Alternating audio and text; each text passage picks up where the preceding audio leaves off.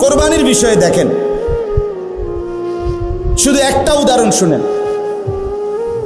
কোন মুসলমান কোরবানির 3 দিন অর্থাৎ 10ই জিলহজ কোরবানি হয়, যেদিন আমরা কোরবানি করি এটারই কয় 10ই জিলহজ।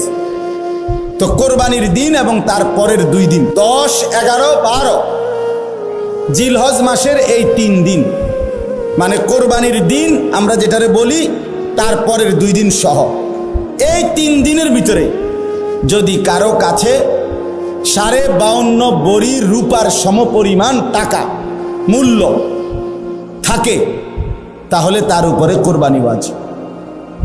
52.5 বড়ি রূপার দাম সর্বোচ্চ যদি 1000 টাকা করে হয় বড়ি, রূপার বড়ি কম, স্বর্ণের বড়ি বেশি। রূপার বড়ি 1000, 1200, 1300, কখনো কখনো 2700 টাকাও হয়। তাইলে যদি 1000 করে গড়ে হয় তাহলে 52,500, 52,500 কিনা এই ঈদের দিন, কোরবানির ঈদের দিন এবং তারপরের 2 দিনের মধ্যে যে কোনো টাইমে কারো কাছে যদি নিজের ঘরের এই মৌলিক প্রয়োজন, ওই যেটা আমি বললাম হাওয়ায় যে আসলি, বউ বাচ্চার বাজার, ওষুধপত্র সহ আমরা মৌলিক খরচ যেটা মোটা দাগের, এই মৌলিক খরচ যা তার অতিরিক্ত যদি ওই পরিমাণ টাকা সম্পদ কারো কাছে থাকে তার উপরে কোরবানি ওয়াজিব। আল্লাহ রাসূল সাল্লাল্লাহু আলাইহি ওয়াসাল্লাম বলেন, যার উপরে কোরবানি ওয়াজিব হলো অথচ কোরবানি সে করলো না, রাসূলুল্লাহ সাল্লাল্লাহু আলাইহি ওয়াসাল্লাম স্পষ্ট বলছেন, ফালা ইয়াকরাবান্না মুসাল্লানা, সে যেন ঈদগাহে না আসে, সে যেন আমাদের নামাজে না আসে। এই অপদার্থ তুই ঈদের নামাজ পড়তে আসবি না। রাসূলুল্লাহ সাল্লাল্লাহু আলাইহি ওয়াসাল্লাম স্পষ্ট নিষেধ করছে, নাফরমান তুই আসবি না, তুই উত্তালা, তুই ঘরে থাক। বলেন, তাইলে জিলহজ মাসের এই 3 দিন, কোরবানির 3 দিন, মনে করেন আপনি গতকালকেও আপনার কাছে টাকা ছিল না, কিন্তু আজকে কোরবানির দিন বা তারপর দিন সকালবেলা আপনি একজনের থেকে 70,000 টাকা পাইতেন, এবার আজকে দিছে টাকা বাইতে, সেই ঈদের উপলক্ষে এই টাকাটা আজকে দিছে। আর এই টাকাটা ছাড়াও আপনার ঘরের পরিবারের সংসারের যা প্রয়োজন তা চলবে, সমস্যা নাই। এই টাকাটা তো আমি ধরছি না হিসাব, এই আজকেই টাকাটা পাইছেন, আজকে তো আগামী এই 3 দিনের সন্ধ্যার আগে আগে আপনার জন্য কোরবানি ওয়াজিব। যে মহিলার কাছে স্বর্ণ আরো কিছু নগদ টাকা আছে, 2টা মিলাইয়া যদি, যেমন একজন মহিলার কাছে মনে করেন 1 বড়ি স্বর্ণ আছে, 2 বড়ি, 1.5 বড়ি, এটা তো থাকেই, একেবারে ন্যূনতম 1-1.5 বড়ি স্বর্ণ তো যে কোনো মহিলারে আছে, বুড়া বেড়ির ভিতরে আছে, মহিলারও আছে, একেবারে গরিব বুড়া আবার ঘরেও আছে। সাথে যদি ওই 3 দিন এই মহিলার কাছে আলগা কিছু টাকাও আছে, 10,000, 5,000, 20,000, 15,000, উনার টাকা, এটি উনার মহিলার নিজের টাকা, স্বামী দিছে, নয়তো ছেলে দিছে, নয়তো বাপের বাড়ির থেকে দিছে, যেমনি হোক দিছে, এই স্বর্ণ আর ওই টাকাটা মিলাইয়া যদি 52,500 টাকার দামের চাইতে বেশি হয়, এই মহিলার উপরে কোরবানি ওয়াজিব, নিঃসন্দেহে ওয়াজিব। তাইলে 1 বড়ি স্বর্ণের দাম তো হইল 80,000, ওনার কাছে আরো আছে 5,000 ব্যক্তিগতভাবে টাকা, তো 85,000 ধরেন, তো 85,000 টাকা 52,500-এর চাইতে কম তো তাইলে এই মহিলার উপরে কোরবানি ওয়াজিব হলো কিনা? কই আমাদের সমাজে কয়জন মহিলার কোরবানি দেয়?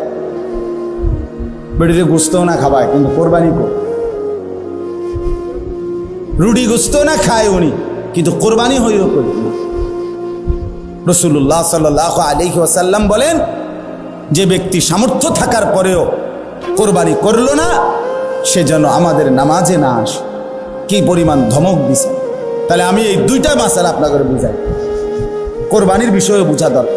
আপনি মনে করেন ছেলেটা বিদেশ, অধিকাংশ মানুষের ছেলে বিদেশ আছে, তাহলে সে টাকা রোজগার করে। এখন হে প্রত্যেক মাসে বা 2 মাসে 3 মাস পর পরই বাফেরে 20,000 30,000 টাকা দেয়। এই ছেলেটা বাপের লাগিয়া পাঠায়, বাপ মার লাগিয়া।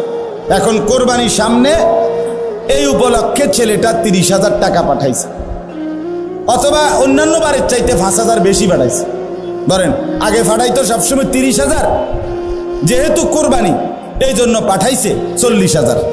কথার কথা 10,000 বেশি পাঠাইছে। এখন এই টাকাটা দিয়া ছেলেটার মা এবং বাপের কোরবানি করছে, বাপমার নামে কোরবানি দিছে। এখন ছেলেটা, তার কাছে তো টাকা আছে, তার তো এই শুধু 30,000 টাকা না, তার কাছে তো তার ব্যক্তিগত জমানো টাকা আছে। তো তার কাছে তো অবশ্যই 52,500 টাকার অতিরিক্ত টাকা তার কাছে ব্যাংকে হোক যেখানে হোক তার কাছে জমা আছে না? কথা বলেন না কেন? তাহলে এই ছেলেটার উপরে কোরবানি ওয়াজিব কিনা বলেন না? তো এখন তার যে বাংলাদেশে তার বাপমার নামে কোরবানি হলো, দিল, তো তাদের সোয়াব হইল, ঠিক আছে, তাদের কোরবানিও হয়েছে, কিন্তু এই ছেলের কোরবানি আদায় হয়েছে নি? কথা বলেন না কেন? তো এই 10 বছর ধরে ফোলাগা বিদেশ থেকে টাকা পাঠায়, বাপমার নামে কোরবানি হয়, তার কোরবানি সে তো গুনাহগারী থাইকা গেল, সে তো নাফরমানি থাইকা গেল। এই ছেলের জন্য তো ঈদের নামাজ পড়তে নিষেধ করছে আল্লাহ, নবীজি সাল্লাল্লাহু আলাইহি সাল্লাম।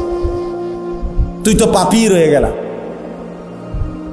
তাইলে বলেন কি পরিমাণ মুসলমান, এই চিন্তা হিসাব করিলে কত পরিমাণ প্রবাসী অসংখ্য এমন আছে যারা বাপমার নামে কোরবানি দেয় কিন্তু তার কোরবানি দেয় না। তো বলে বাপমার নামে কোরবানি দিত না? অবশ্যই দিব। বাপের যদি একটা লুঙ্গি লাগে, এর লাগে কি ফুতের লুঙ্গি কিনতো না? কথা কন না কেন? বাপের যদি একটা জামা লাগে, তো এর লেগে কি বাপের জামা আমি দিছি দেখা আমি আর খালি গায়ে আটমু নাকি? তো তাহলে এটা কথা হইল কোনো? বাপের নামে কোরবানি দিলাম দেখা, মার নামে কোরবানি দিলাম দেখা আমি কোরবানি দেব না, এটা কোন কথা? ছেলেটার দোকান অথবা ছেলেটা ঢাকা কাজ করে, চাকরি করে, যেটাই করুক, তে বাইতাইয়া তার কাছে কিন্তু টাকা আছে 60,000-এর বেশি, কিন্তু বাইতাইয়া মাতে না, তার বাপের হাতে টাকা 10,000 দিয়া দেন, আপনি কোরবানি দেন, বুঝতো না খাওন আপনার নামে দেন, আপনি মুরব্বী মানুষ, আপনি মরিয়া গেলে আর পাইবেন কই কোরবানি? অথচ সে কিন্তু কি সামর্থ্যবান, কথা বুঝেন নাই আমার? তার কাছে টাকা আছে না, এই 10,000 টাকা ছাড়া তার দ্বারা আর টাকা নাই। তাহলে এই ছেলের উপরে তো কোরবানি ওয়াজিব, অথচ সে তার বাবার নামে কোরবানি দিল, বাবার সাথে শরীক দিয়া টাকা জমা দিয়া 10,000 টাকা বাবারে বুঝাই দিয়া শেষ। সে মনে মনে ভাবতেছে আমি তো কোরবানি দিছি, এই যে আব্বারে দিছি 10,000, তুই বেটা আব্বারে না 10,000 দিছ, কোরবানি দিছ কই? কোরবানি উপলক্ষে না 10,000 টাকা বাপেরে দিছ, তো তুমি তো সারা বছরই টাকা দাও, তো এখনো দিছ, এটা অসুবিধা কি? বাপমার খেদমত তুমি করবে না? বাপমারে তুমি দিবা না? বলেন কি পরিমাণ ছেলে যাদের কাছে টাকা আছে অথচ তারা কোরবানি দেয় না। বাইতাইয়ে নতুন জামা পিন্দা ঈদগাহে মুসল্লা লইয়া নামাজ পড়তে যায়, কিত্তে যাও বেউকুফ, তুই হুতাতে না থাকবি, তুই গোস্ত আনলে গোস্ত খাইবি। আরে বেটা তোরে বেটা ঈদগাহ যাইতে কইছে কে বেটা? এত সকাল ঘুমে তুরছু কিত্তা তুমি? গোস্ত রান্ধা হইলে না উঠবা, তোমার তো উড়াইবই তোমার আম্মা। এই জন্য এটা শরীয়তের বিধান। অনেক ছেলে আছে বালেগের উপরেই কোরবানি ওয়াজিব। অনেক ছেলে আছে ঢাকা, চিটাগাং শহরে, বন্দরে চাকরি করে, ব্যবসা করে, তাদের কাছে টাকা আছে, এতে অনুমনে করে আমি ফুলায় ন। তুমি অবিবাহিত মনে করো, অবিবাহিত হইলেও কোরবানি যার উপরে ওয়াজিব হয় তাকে কোরবানি দিতে হবে না? না বউ থাকা সত্য? কথা কয় না, হয়তো তো এটা বুঝেই না, তোমার বার্তাই দেয় না এটারে, হয়তো এটা কিছুই মনে না। তাহলে এখানে বিবাহিত অবিবাহিত না, তো বালেগ হলেই শরীয়ত সম্মত টাকা, শরীয়ত নির্ধারিত যার কাছে আছে তাকে কোরবানি দিতে। তাহলে অসংখ্য মহিলাদের উপরে কোরবানি ওয়াজিব হয়, অসংখ্য ছেলের উপরে। ছেলেটাই অল্প বয়সী 18 বছর 20 বছরের ছেলেরে বিদেশ পাঠাই দিছে, ফোলা বিদেশ থেকে টাকা পাঠায়, বছরের পর বছর বাপমার নামে কোরবানি হয়, অথচ তার কাছে আরো টাকা আছে। তাহলে ওই টাকাগুলোর কারণে তো তার উপরে কোরবানি ওয়াজিব।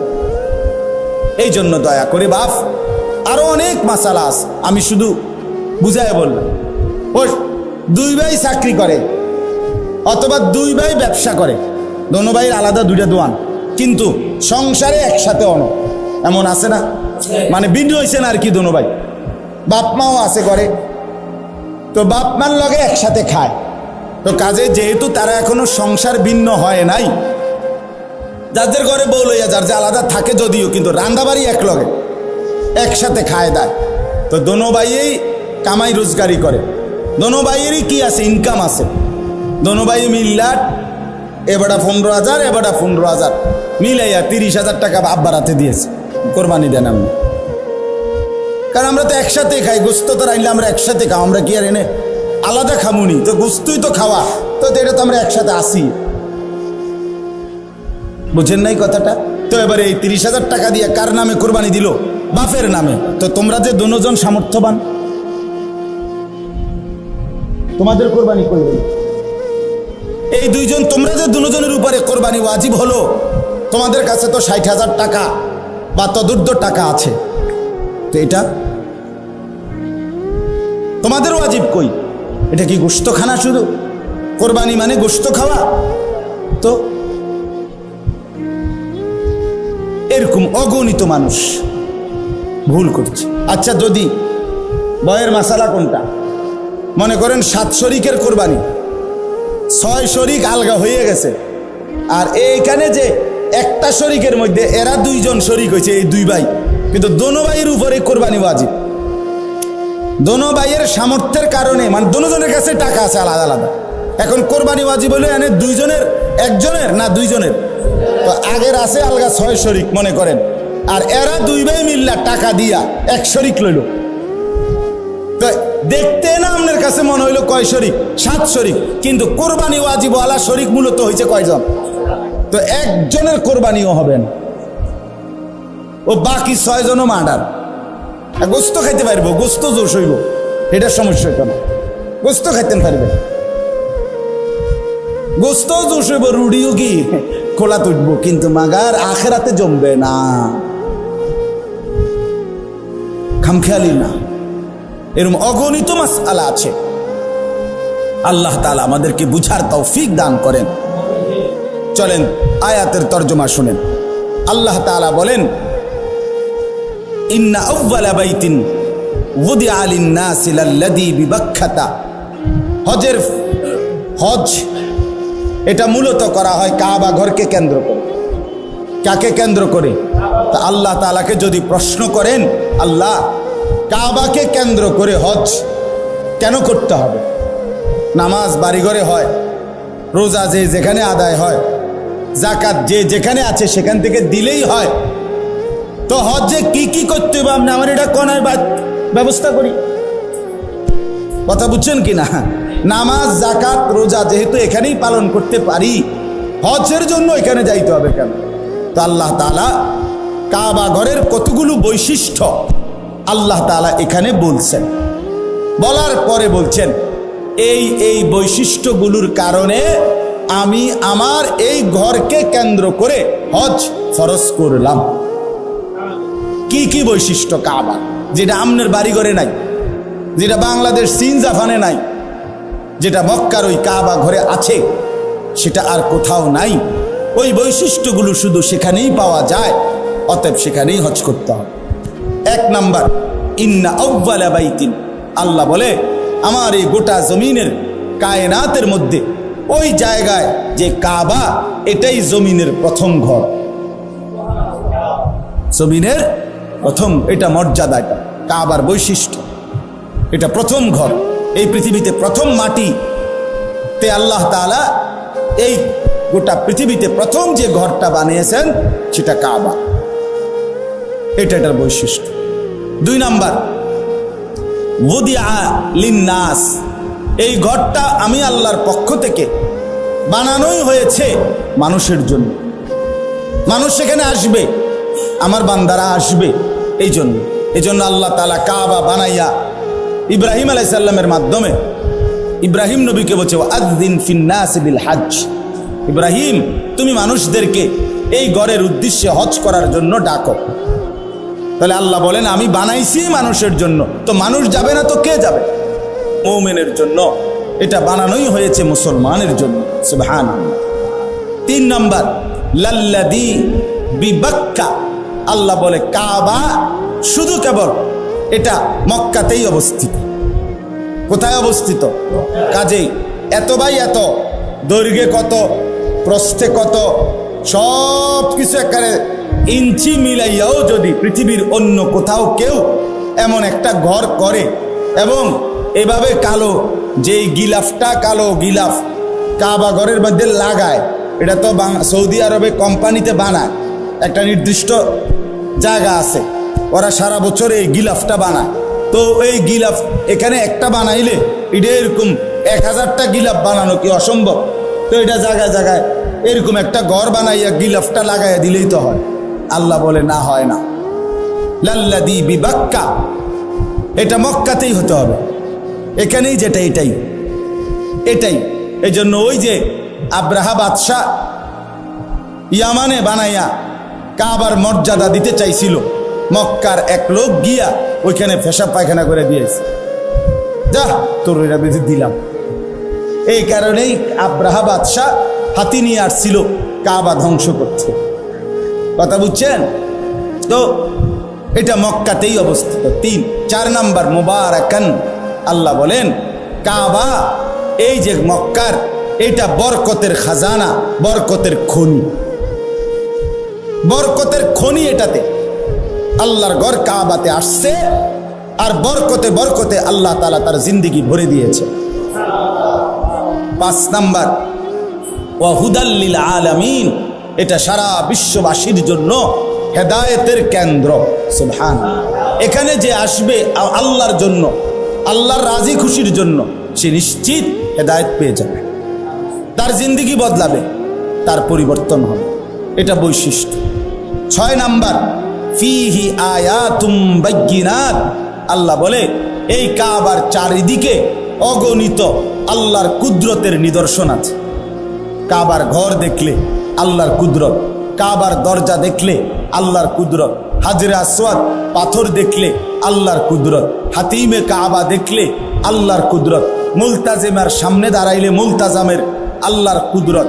এরপরে কাবা ঘরের ছাদের পানি যেই পড়ে মিজাবে রহমত, এটার দিকে তাকাইলে আল্লাহর কুদরত।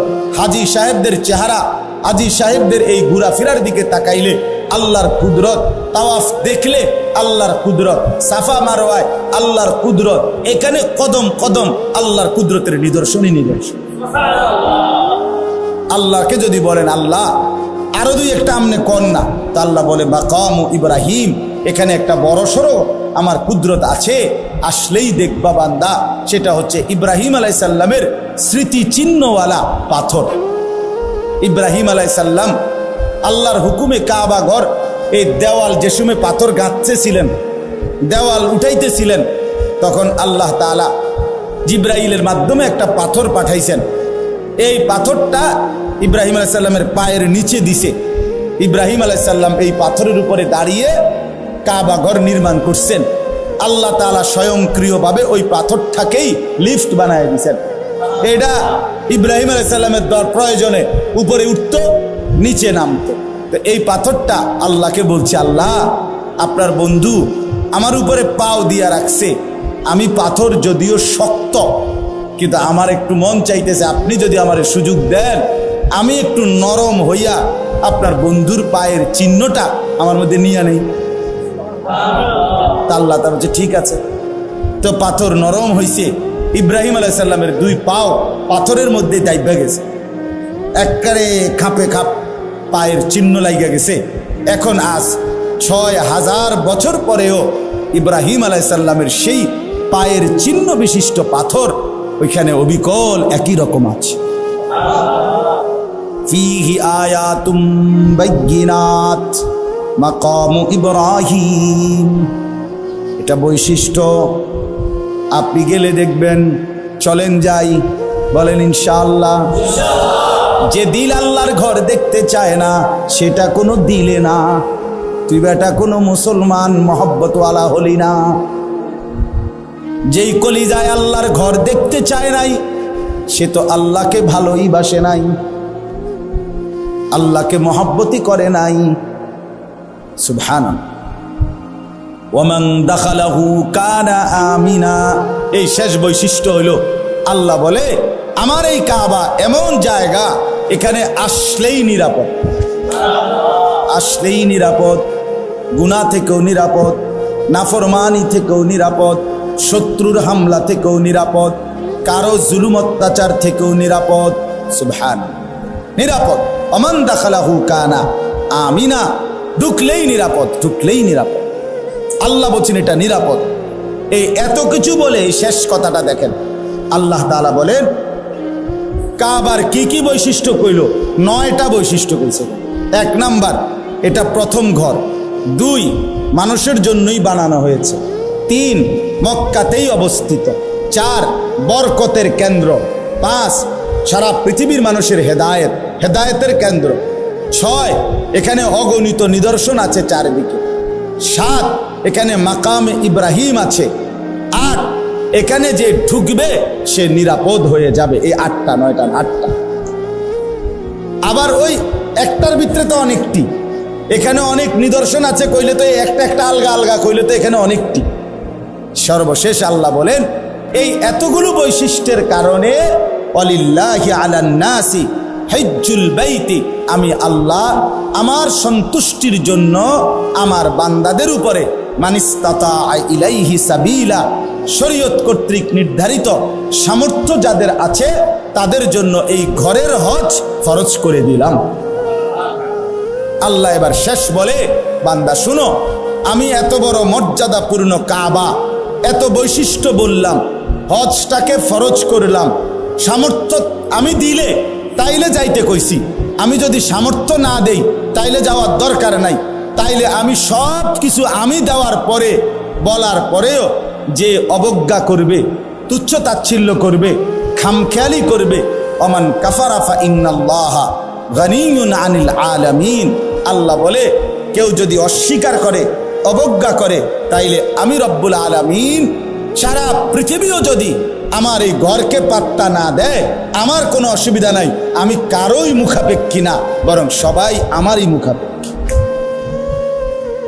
16 কোটি মুসলমানও যদি হজ না করে আল্লাহর কিছুই যাবে না, আসবে না, ক্ষতিগ্রস্ত হবে আমরা। কথা বলেন না কেন? বাংলাদেশ থেকে যদি কেউ হজে না যায় তো কাবা ঘরের এক সাইড কাইতেই যাবো নাকি? তা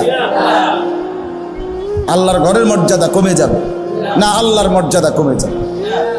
কিন্তু আমি না গেলে, আপনি না গেলে, হজ ফরজ হওয়ার পরেও তা আপনার আমার মরণ যদি ইহুদির মরণ হয়, খ্রিস্টানের মরণ হয়, তো কি হবে কবরে, কি হবে হাসরে, কি হবে আখেরাতে, কি হবে পরকালে? এজন্য দয়া করে কথা এখানেই শেষ।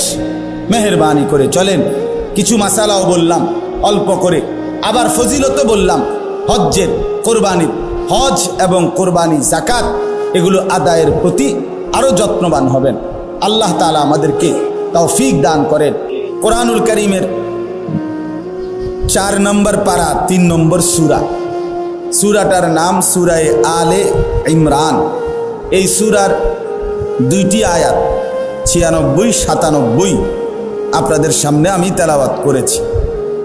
যেহেতু এখন হজ এবং কোরবানি এটারই মৌসুম, হজের মাস, এবং সামনে আমাদের জন্য কোরবানিও, তো বিশেষ করে হজ্জের মৌসুমে ওলামায়ে কেরাম, মসজিদের খতিব সাহেবগণ, মাহফিলের বক্তা ওয়াইজগণ এই মৌসুমে যখনই বয়ান করে স্বাভাবিকভাবে হজ্জের উপরে, কোরবানির উপরে আল্লাহর বান্দাদেরকে বয়ান করে, কথা বলে। কারণ শীত সিজনে যখন আমাদের অঞ্চলে ব্যাপক মাহফিল হয়, বড় বড় সম্মেলন হয়, মাহফিল হয়, স্বাভাবিকভাবে আমাদের দেশে তো শীত মৌসুমের ওই 5 মাস, 4-5 মাস প্রতিদিন বড় বড় বিশাল বিশাল সম্মেলন হয়, আলহামদুলিল্লাহ। অনেক বক্তারা বয়ান করে, ইন্তেজামও বড় হয়, 2, 4, 5, 10 লাখ টাকা খরচ করে বড়সড় আয়োজন হয়। কিন্তু ওই সময় যেহেতু হজ্জের মৌসুম থাকে না, স্বাভাবিকভাবে কোরবানি হজ এই নিয়ে আলোচনা তেমন একটা হয় না। এই সময়টাই জন্য ওলামায়ে কেরাম রমজানের পর থেকে কোরবানির আগ পর্যন্ত বেশি হজের বয়ানের উপরে আল্লাহর বান্দাদেরকে উৎসাহিত করে, যাতে করে মুসলমানের ভিতরে প্রেরণা জাগে, উৎসাহ জাগে আল্লাহর ঘর জিয়ারতের, আল্লাহর ইবাদত পালনে। মনে রাখতে হবে একটা বিষয়, মানুষ মাত্রই স্বাভাবিকভাবে অর্থ টাকা জমিয়ে রাখা, টাকা খরচ নিজের একান্ত প্রয়োজন ছাড়া অন্য কাজে খরচ করতে চাওয়া, এটা মানসিকতাটা কম। মানুষ স্বভাবজতভাবেই মানুষের মধ্যে কিছুটা কৃপণতা, কারো কম কারো বেশি, কিন্তু এটা মানুষের মধ্যে থাকে। এই জন্য কোরআনুল কারীমের মধ্যে ইনফাক ফি সাবিলিল্লাহ, আল্লাহর রাস্তায় আল্লাহর দেওয়া সম্পদ থেকে খরচ ব্যয়, এটার প্রতি প্রচণ্ডভাবে গুরুত্ব আরোপ করা হয়েছে। কারণ মানুষ স্বাভাবিকভাবে আল্লাহর পথে খরচ করতে চায় না। যেমন যাকাত, অধিকাংশ মুসলমান এটা আর্থিক টাকা পয়সার সাথে সম্পৃক্ত, এটা আদায় করতে চায় না। কোরবানি এটা যেহেতু আর্থিক সম্পদ, টাকা ব্যয় করতে হয়, এটা সর্বস্তরের মুসলমান ঠিক যতজনের উপরে পুরুষ নারী ফরজ হয়, ওয়াজিব হয়, সবাই আদায় করতে চায় না। দেয়, কোরবানি দেয়, ওই ঘরে মন চাইলে দিল আর কি। বাড়িতে আমরা ঘরে একটা কোরবানি আচ্ছা হইছে, আমরা একজনের দিছে আর কি, তা কোরবানি না করতে দাও, এই মানে এটা দেও না। তো এটা তো আসলে এটা একটা তামসার বিষয় না, এটা তো শরীয়তের বিধান, এটা তো ওয়াজিব। ঠিক এই 5 জনের উপরে ওয়াজিব হইলে 5 জনেই দিতে হইবে। আমনে হেনে টাকা নাই, এই নাই, অহন এই আছি, সেই হইছে, ফোলাগা মাত্র 15 দিন আগে বিদেশ পাঠাইছি, দোতলার ছাদ ডালাই দিছি, এ সমস্ত বাজে কথা বলার কোনো সুযোগ নাই। শরীয়তের বিধান তো বিধান।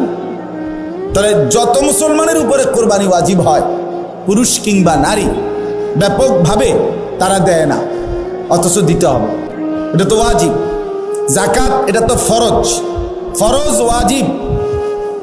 হজ, যত মুসলমান হজে যায় প্রতি বছর মানুষ, একেবারে প্রত্যেক বছরই ধরে নিলাম যায় তো 50,000, যায় তো 1 লাখ, কিন্তু হজ 16 কোটি মুসলমানের মধ্যে, আপনার 14 কোটি 15 কোটি মুসলমানের মধ্যে প্রতি বছর শুধু এই 50,000 1 লক্ষ লোকের উপরে হজ ফরজ হয়।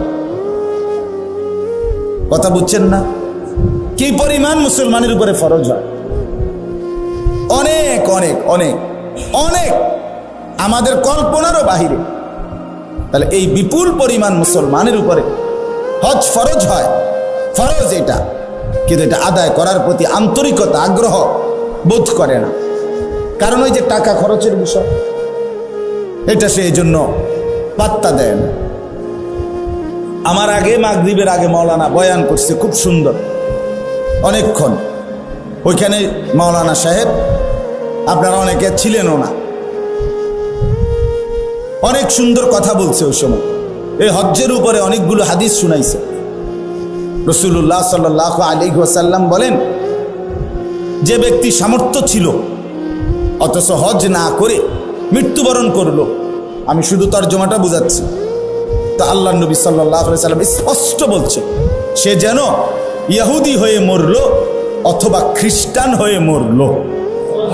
এই 2টা শব্দ বলছে, ফালিয়ামুত ইনশা ইয়াহুদিয়ান বা ইনশা নাসরানিয়ান। সে যেন মরলো কি হয়ে, হয় ইহুদি নয়তো কি, তার মানে মুসলমান হয়ে মরল না, কাফের হইয়া মরল, বেঈমান হইয়া মরল। আপনি ভয় চিন্তা করেন তো কি পরিমাণ ভয়ানক বিষয়টা, কতটা ভয়ানক বলে। আহা, আমি সারা জীবন আমার সংসারটার লাগিয়া কষ্ট করলাম, আমি 4টা ফোলা 5টা মাইয়া বিয়ে দিলাম, আমি এতগুলো ঘর বাড়ি বাজার ব্যবসা কত ঘাম ঝরলো আমার, কিন্তু আমি খামখেয়ালি করে হজ করলাম না। এই বউ বাচ্চাগুলারে খাওয়াইতে গিয়া বাড়ি ঘর বিল্ডিং কেহই নিজের টাকাটা সবটা নিজে বন খায়, বলি না আমি দিয়ে সব দিয়া বন কিনালাম বিজে বিজে খামো, এরম নি। মানুষ তার উপার্জনের সব টাকা নিজের পেটে রুকানের লেগে ইনকাম করে। কথা বলেন না কেন? স্ত্রী সন্তানের জন্য মানুষ সবটুকু কোরবানি করে। কত মানুষ, কত অভিভাবক, পরিবারের প্রধান বাচ্চা কাচ্চার মুখের দিকে তাকাইয়া নিজের সুখ আহ্লাদ সব কোরবানি করে দেয়। নিজে একটা গেঞ্জি, সন্তানের 10টা গেঞ্জি, নিজের একটা লুঙ্গি, সন্তানের 10টা লুঙ্গি, নিজে খায় কোনো রকম, সন্তান আরামসে থাকে। কেন? আমার বাচ্চা, আমার সংসার, আমার ছেলে মেয়ে। আমি এবছর রমজানে উমরায় ছিলাম যখন মক্কা শরীফ, তো ওইখানে আমি মক্কায় বাংলাদেশি যে প্রবাসী ছেলেরা থাকে, আমাদের প্রবাসী, ওদের সাথে আলহামদুলিল্লাহ আমার অনেক সম্পর্ক। অনেক প্রবাসী আমগরে মহব্বত করে, ওইখানে গেলেও দৌড়ায় আসে, দেখা করে। তো আমি এইবারও মক্কা শরীফ কাছাকাছি হালাকা আছে, ওইখানে আমি গেছি। ওনাদের এরকম হোটেলে, তারা যেখানে থাকে প্রবাসীরা, ওদের এরকম রুমের মধ্যে বয়ান করছিলাম রাতে। এই সময় রাতের প্রায় 1:30-2টা বাজে এই সময়। তো প্রায় 26-27 জন বা 30 জন হবে এরকম ছেলে পেলে আসছে। তো এরপরে আপনার ওখানে অনেকক্ষণ প্রবাসীদেরকে বয়ানের পরে একটা ছেলে, ব্রাহ্মণবাড়িয়ার বাড়ি, আমারে পরে জড়ায় ধরা বলতেছে যে আমি আজকে 8 বছর বিদেশ, এই 8 বছরে কোনোদিন আমি একজন ভালো ডাক্তার আমার কোনো রোগ শোকের জন্য দেখাই নাই। হুজুর কসম দেখাই নাই। কেন? কয় এখানে ডাক্তার দেখাইলে যে ওষুধপত্র চিকিৎসা যা দেয়, এগুলো যদি আমি সবটা খরচ করতে যাই আমার 15-20 হাজার টাকা চলে যাবে। তো আমি বাড়ি পাঠাবো কেমন? আমার বউ বাচ্চার জন্য টাকা পাঠাবো কিভাবে? এই জন্য ব্যথা বেদনার 2-1টা ওষুধ ট্যাবলেট খাইয়া পড়ে থাকি। তো ছেলেটা আমার বলতেছে, 8 বছরে আল্লাহর কসম আমার ব্যক্তিগত সুখ আনন্দ বলতে কি জিনিস আমি জানি না, আমি কোনোদিন দেখি নাই হুজুর। আমি সারাক্ষণ আমার ফিকির থাকে হুজুর, বউ বাচ্চা, মা, বাড়ি ঘরে কিছু টাকা যেমনে পারি পাঠাই। এভাবেই তো সবাই, এভাবেই মানবেতর ভাবে থাকে, কষ্ট করে থাকে। একটা রুমে 12 জন 14 জন, কেউ চকিতে কেউ ফ্লোরে মিলাই জিলাইয়া থাকে। নিজেরা রান্না করে খায়, নিজেদের কাপড় নিজেরা ধোয়, নিজেদের কাপড় নিজেরা ধোয়। 12 ঘন্টা 14 ঘন্টা ডিউটির পর 1 ইঞ্চি, আমি যেমন আমি এই রাত্রে সারাদিন দৌড়াদৌড়ি করে রাতের 3টা 3:30 বাসায় গেলে তা আমার শরীরে তো আর কোনো বলই থাকে না, তখন একেবারে দুর্বল হয়ে যায়। তো একজন মানুষ 12-14 ঘন্টা ডিউটির পরে তার শরীরে আর ক্লান্তিটা কেমন? আর বিদেশে ফাঁকি তো দিতে পারে না, আমরা দেশের মতো সদবদ ফাঁকি ঝুঁকি আছে এখানে। তো সব কিছুই তো ক্যামেরা, সব কিছুই ক্যামেরার মাধ্যমেই তো জরিমানা, গারামা মানে জরিমানা, শুধু গারামা। সৌদি আরবে দেখছি ট্রাফিক রে, রাস্তার যে ট্রাফিক, এই যে গাড়ির ড্রাইভার, ট্রাফিক রে আমার মনে মালাকুল মৌতরে এত ভয় করে না, ট্রাফিক রে এত ভয় করে না সৌদি আরব। এতটা কঠোর ট্রাফিকের আইন। তাইলে আমার বলার উদ্দেশ্য হলো, এত কষ্ট করে একটা মানুষ জীবনের সবটুকু পরিবার, স্ত্রী, সন্তান সবার জন্য দিয়ে দিল, বিনিময়ে যদি কবরে গিয়া শুনে তার মরণ ইহুদির মরণ হইল, খ্রিস্টানের মরণ হইল, বেঈমানের মরণ হইল, আহা আফসোসটা কেমন হবে? কথা বলেন না? হায় হায় রে, 3টা ফুট বিদেশ পাঠাইলাম, 3-12 36 লাখ টাকা ব্যবস্থা করতে আসছি, হজের বুঝি 5 লাখ টাকা ব্যবস্থা করতে পারলাম না হইলে। কথা বুঝছেন না? তখন আফসোস করবে কিনা? তখন তো এটা বলবে, আহারে কি করলাম রে, হায় হায়, এরম জানলে তো এত বড় ভুল আর করতাম না আমি, বোকামিটা কি বোকামিটা করলাম রে। টাকা 5-6 লাখ তো কষ্ট করে ব্যবস্থা হয়েই গেল, যাইতেই তো পারতাম, জমি এক কোনা দিয়ে কুদ্দুর বেচ চালাইলে তো হইতো, 2 শতক জায়গা বেচতে তো সারত, কিন্তু গেল না। কোনো মুসলমানের কাছে আপনার মনে করেন এই রাস্তার পাশে বাড়ির ভিটা ছাড়া রাস্তা বা খেতে, যে কোনো খেতে ফসলের জমি আর কি, একজনের আছে 10 শতক, এখান থেকে 3 শতক যদি বিক্রি করে তো মনে করেন 3 লাখ টাকা করে যদি শতক, তো 3 × 9 লাখ। একজন মুসলমান আল্লাহর ঘরে যাওয়া থাকা আসা এইটুকুর জন্য যেই খরচ, আর ওই সময়টা তার স্ত্রী সন্তান পরিবার পরিজনের জন্য যেই টাকা খরচ লাগে, বাজার, ওষুধপত্র, গ্যাস বিল, বিদ্যুৎ বিল, পানির বিল, বই খাতার টাকা টুকা মিলাইয়া 1.5 মাস, এই 1.5 মাসে যদি কারো ফ্যামিলির, মনে করেন আমি তো, আমার ফ্যামিলিতে আমি, আমার বিবি আর আমার ছেলে মেয়ে 4 জন, তো আমরা 6 জন। 6 জন মানুষ যদি 2 মাস বাজার সাজার এই সব কিছু লাগে, যা ওষুধপত্র মিলাইয়া জরুরি যা মৌলিক যা লাগে, কত? 2 লাখ। 2 লাখ টাকা লাগবে। আচ্ছা, রাজার হালেও যদি খায় তত 2 লাখ টাকা লাগবে না। আচ্ছা, ধরে নিলাম 2 লাখ এদের খরচার জন্য। আর ওই হজের সর্বোচ্চ টাকা 7 লাখ, এই আসা যাওয়া, এখন বাইরে গেছে, আগে না কম ছিল, আরো 2 বছর আগে। তাইলে এই 6-7 লাখ টাকা হজের, আর এখানে 2 লাখ, তো 9 লাখ হলো না? কথা বলেন না, 9 লাখ হলো কি না? তাহলে এখন এই লোক, যেই লোকের এই 2 শতক 3 শতক 4 শতক জমি বিক্রি করে বউ বাচ্চার খরচ এবং হজের খরচ মিলাইতে পারবে, তারপরেও অতিরিক্ত আরো জমি তো আছে এনে না, 10 শতক জায়গা আপনি বেচলেন 3 শতকে না, তা আরো 7 শতক, আরো 6 শতক, আরো 5 শতক জায়গা আছে কিনা বলেন? তো এইটা ছাড়া আপনার আর জমি নাই, আর ইনকাম নাই, আপনি কি সারা বছর সিরে যাবার?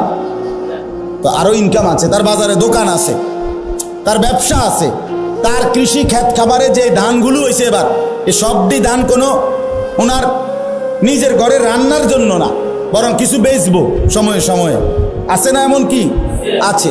এই সবগুলো মিলাইয়া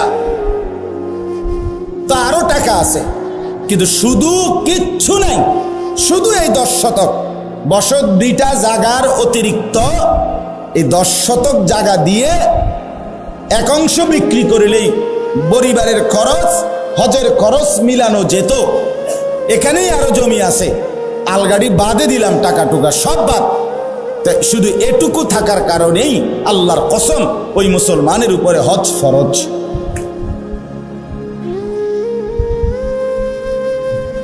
এবারটা বইয়া রয়েছে, এবার আর ফুতে যে বছর বিদেশতে টাকা দিব তো ওই হেবাটা হজে যাবে। আমাদের জমি দি কথা বলেন না কেন? আপনার জমি হেবাটা বইয়া রয়েছে, ফুতেরা যদি ফাড়া হেবাটা বৈশা রয়েছে, যদি এই দোনো মাইয়া বিয়ে দিয়ে সারে, এরপরে যদি টাকা থাকে মিলাইতারে তো যাইব, নলে বাদ দাও। উনি বসে রয়েছে, যদি এই বিল্ডিং এর কাম শেষ করতে পারে তাইলে হজে যাবে। উনি বসে রয়েছে, বাড়িতে মোট জমি হলো বসতে 20 শতক, তার সাসার লগে দিয়ে আরো 10 শতক আছে, এ জমিয়ান যদি কিনতে পারে আল্লাহ আল্লাহ করিয়া, তাইলে বাড়িটা একটু সুন্দর হয়, গেটটা সুন্দর হয়, ওয়ালটা সুন্দর হয়, এরপরে আমরা হজে যাইব। হ্যাঁ, বাবা মুসলমান, হজ ফরজ হওয়ার সাথে এগুলোর কি সম্পর্ক? ছেলের বিয়ে, মেয়ের বিয়া, ছেলের বিদেশ, বাড়ির বিল্ডিং, জমি ক্রয়, এগুলোর সাথে হজ্জের কোনো সম্পর্ক আছে কি? আল্লাহ আমাদেরকে বুঝার তৌফিক দান করে। এই জন্য বললাম এটা গুরুত্বপূর্ণ, অনেক গুরুত্বপূর্ণ বিষয় হজ। আমি শুধু একটা মাসালা বললাম, এখানে এটা পুরা অগণিত ফতুয়া এখানে আছে। তো আমি বুঝানোর জন্য বললাম, আপনার একটা স্যাম্পল বললাম আর কি। আপনি এবার চিন্তা করেন, 20 শতক 30 শতক জায়গার মধ্যে 2-4-5 শতক জায়গা বেচ্চা হজে যাওয়া যাইতো, এরকম মুসলমান সামর্থ্যবান বাংলাদেশের 16 কোটি 12 কোটি মুসলমানের মধ্যে সর্বোচ্চ 10,000। বুঝছেন না কথাটা? হ্যাঁ, এরকম মুসলমান বুঝি অভাব পড়ছে? অসংখ্য মুসলমান, অগণিত মুসলমান, অগণিত মুসলমানের উপরে হজ ফরজ, কিন্তু সে গুরুত্ব দিচ্ছে না। বললাম এটা খামখেয়ালি। মনে যদি একান্তই দুনিয়ার সব শেষ করে যদি একান্তই মন চায় তাইলে যা, এটা একটা বাচ্চা, তা ঠিক আছে। আর জন কোনো কামে নাই তো ঠিক আছে যা, টাইনা টুইনা কোনো রকম টাকা মিলাইয়া আল্লাহর ঘর দেখে আই যা। এটা কি মানে এই একটা খামখেয়ালি কথা? এটা ফরজ না তো? 5 ওয়াক্ত নামাজ এটা খামখেয়ালি নাকি ফরজ? তো হজ তো ফরজ, যাকাত তো ফরজ। এই জন্য আমি আপনাদের কাছে অনুরোধ করলাম, প্রথম আরো অনেক মাসআলা আছে হজ্জের, কোরবানির, কিন্তু এটা আপনাদেরকে বললাম।